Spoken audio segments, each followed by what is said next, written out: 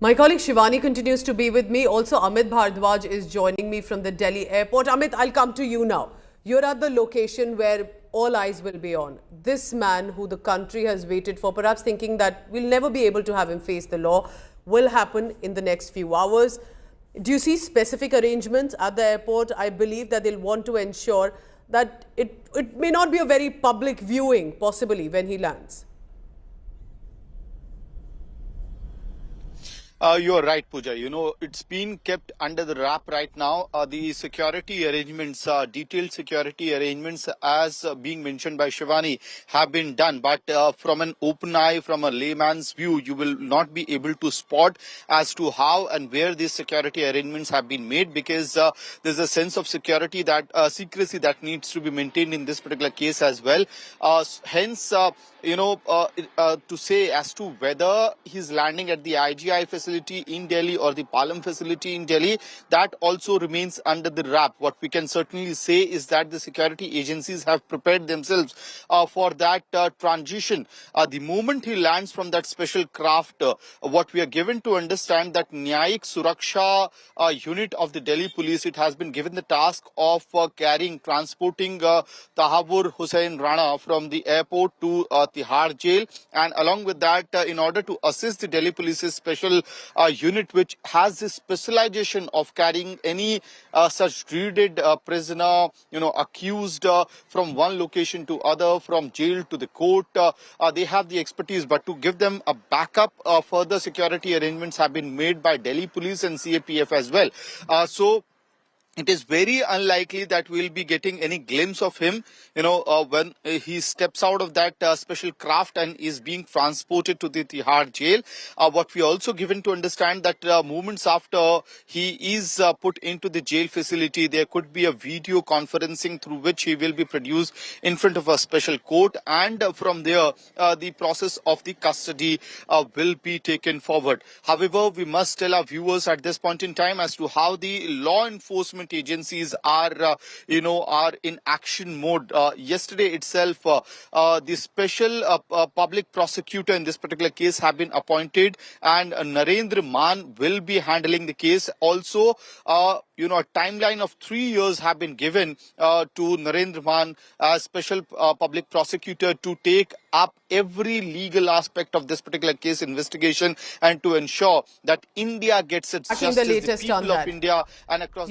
The man we are discussing right now is no ordinary man. Always remember that he was a military doctor in Pakistan military, Pakistani origins, now a Canadian citizen, an educated man, so to say, a doctor, turned out to be such a radicalized mind. He's the one, you must know, I'm quoting from the NI dossier.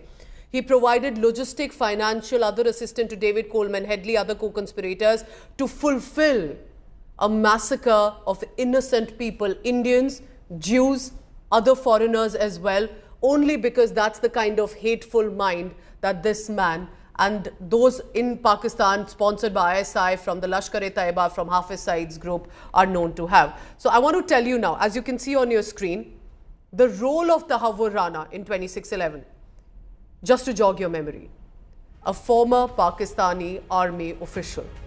He's been linked to the terror plot since 2005, that he was already doing recce's, already in contact. His contacts in Mumbai, sadly, were helping David Coleman Headley to do all the logistics and tracking. Provided logistic and financial support. He was constantly in touch with Headley. And Headley, remember, once then started to reveal this to the agencies too. Collaborated with David Coleman Headley, Rahman and Ilyas Kashmiri for future attacks in Mumbai. Remember, this was also the decade when there were a lot of bomb blasts and attacks that used to happen across India.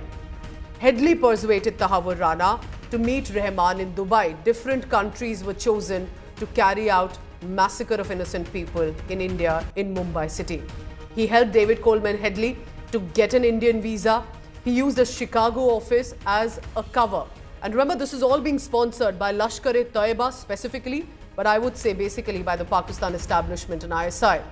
For now, Tahawur Hussain Rana for long has been linked by the NIA to Lashkar-e-Taiba, to the Huji group as well, provided consistent info wherever he was located to the Lashkar-e-Taiba, because it was his information. Remember, It was his information, his logistics, his understanding of what place are where in Mumbai, including the Shabar house, then to Lashkar-e-Taiba terrorists who were trained like Ajmal Kasab, who could sadly, unfortunately, carry out the killing of over 170 people in Mumbai.